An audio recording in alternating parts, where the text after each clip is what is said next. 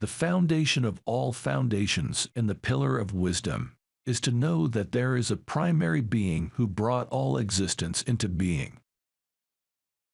Everything that exists depends on God, and He does not depend on anything. The straight path is the midpoint of each and every trait that a person possesses within his personality. Once a prophet has been established, it is forbidden to doubt him or question the truth of his prophecy. One will not come to love God unless he becomes obsessed with it.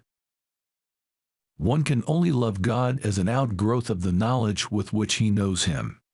It is necessary to seclude oneself in order to understand and conceive wisdom and concepts that make his Creator known to him according to his potential. When a person eats and drinks, he is obligated to feed strangers, orphans, widows, and others who are destitute. In contrast, when a person locks the gates of his courtyard and eats and drinks with his children and his wife, without feeding the poor and the embittered, it is not the rejoicing associated with a mitzvah, but rather the rejoicing of his gut. Doing mitzvahs with joy and loving God, who gave them to us, is a great form of divine service. Naturally, one wants to perform all the mitzvahs and avoid all sins. It is only his evil inclination that presses him. Do not attach significance to the mitzvahs themselves, but to the one who commanded them. It is best never to take an oath.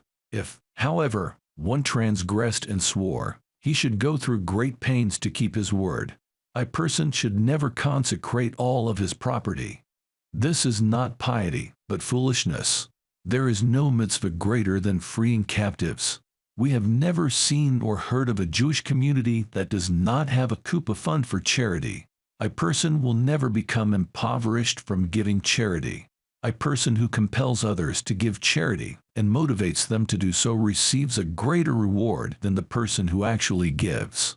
The highest level of charity, beyond which there is none, is to support one who has fallen into poverty by giving him a present or a loan, entering into partnership with him, or finding him work, thus supporting him and precluding the need for him to ask. Anyone who gives food and drink to the poor and orphans at his table, he will call out to GD, and GD will answer him. There were great sages who were wood choppers, porters of beams, water carriers for gardens, and iron smelters and makers of charcoal. But they did not ask anything from the community, nor did they accept gifts that were given to them.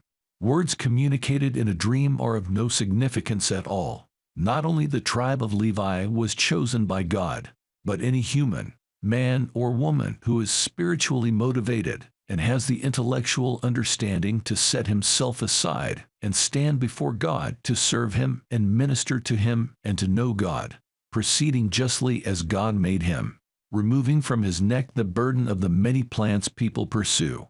He is sanctified as Holy of Holies, and God will be his portion and heritage forever. It is appropriate for a person to meditate on the reasoning of the Holy Torah and know the ultimate meaning of the mitzvahs according to his capacity. If, however, he cannot find a reason or motivating rationale for a practice, he shouldn't regard it lightly. Most of the Torah laws were given to us to improve our character and direct our deeds. Once one has decided to cleanse himself from thinking about sinning and other evil thoughts, God in His mercy will cleanse him. The Torah showed concern for the lives of both the wicked and the righteous, for they are attached to God and believe in the fundamentals of our faith.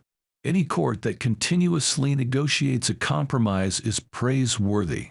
Anyone who does not believe in Messiah, or does not await His coming, denies not only the statements of the other prophets, but those of the Torah and Moses, our teacher. The main thrust of the matter is, this Torah, its statutes and its laws, are everlasting.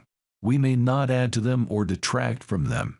Do not presume that in the Messianic age any facet of the world's nature will change or there will be innovations in the work of creation. Rather, the world will continue according to its pattern. The sages and the prophets did not yearn for the Messianic era in order to have dominion over the entire world, to rule over the nations, to be exalted by the nations, or to eat, drink, and celebrate. Rather, they desired to be free to involve themselves in Torah and wisdom without any pressures or disturbance, so that they would merit the world to come. In that era, there will be neither famine or war, envy or competition, for good will flow in abundance, and all the delights will be freely available as dust. The occupation of the entire world will be solely to know God.